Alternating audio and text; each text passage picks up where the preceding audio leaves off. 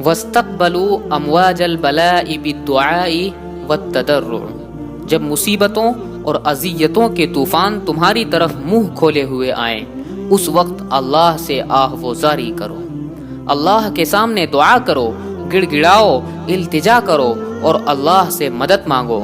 وہ بلاؤں کے رخ کو موڑ دے گا، وہ مصیبتوں کے رخ کو پلٹ دے گا تمہاری جانب۔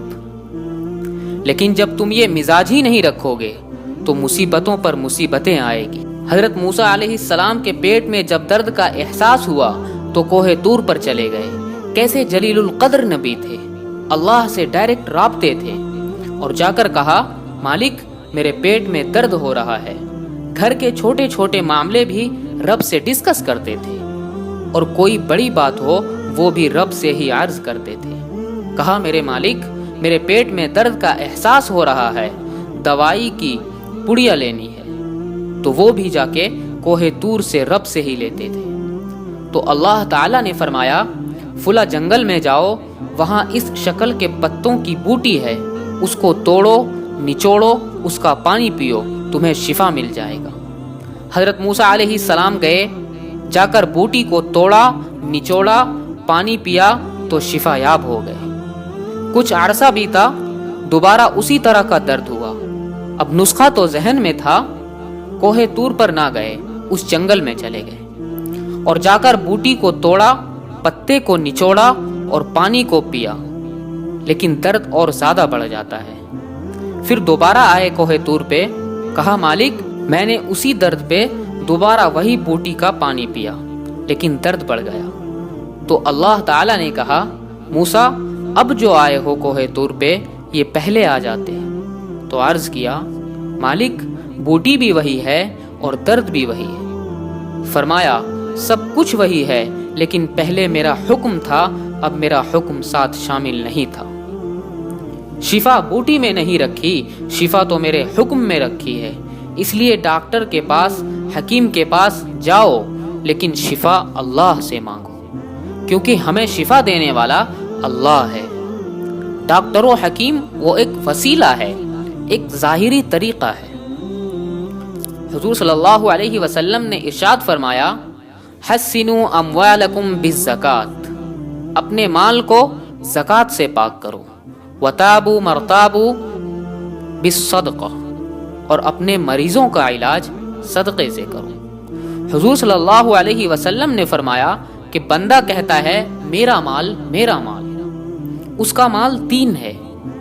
ایک مال وہ ہے جو اس نے کھایا اور ضائع کر دیا، دوسرا اس کا مال وہ ہے جو اس نے پہنا اور پرانا کر دیا، اور تیسرا اس کا مال وہ ہے جو اس نے آگے بھیج دیا، اور فرمایا باقی اس کے وارثوں کا ہے، اس کا نہیں۔ اس لیے ہم راہ خدا میں خرچ کرنے کا مزاج بنائیں، اس سے مال بھی گھٹتا نہیں ہے، اس سے مال بڑھتا ہے۔ بلکہ جب ہم راہ خدا میں خرچ کرتے ہیں تو ہمارا جو دوسرا مال ہے وہ بھی پاک ہو جاتا ہے۔ اللہ کے محبوب کا ایک فرمان ہے جس کو حسن بصری رضی اللہ عنہ روایت کرتے ہیں، حسنوا اموالکم بالزکوۃ وتابوا مرتابوا بالصدقہ واستقبلوا امواج البلاء والدعاء والتضرع۔ فرمایا کہ اپنے مال کو زکوٰۃ سے پاک کرو اور اپنے مریضوں کا علاج صدقے سے کرو، اور جب مصیبتیں اور بلائیں تمہاری طرف رخ کریں تو پھر دعا سے اور اللہ سے آہ و زاری کرو۔ آج ہم صدقے کا مزاج بہت کم کر چکے ہیں۔ کسی زمانے میں ایسا ہوتا تھا کہ جب کوئی بیمار ہوتا تھا تو سب سے پہلا کام لوگ یہ کرتے تھے کہ صدقہ دیا کرتے تھے۔ ڈاکٹر کے پاس، حکیم کے پاس پھر جایا کرتے تھے، سب سے پہلے اس کی جان کا صدقہ دیا کرتے تھے۔ صدقہ قضا کو بدل دیتا ہے، تقدیر کو بدل دیتا ہے۔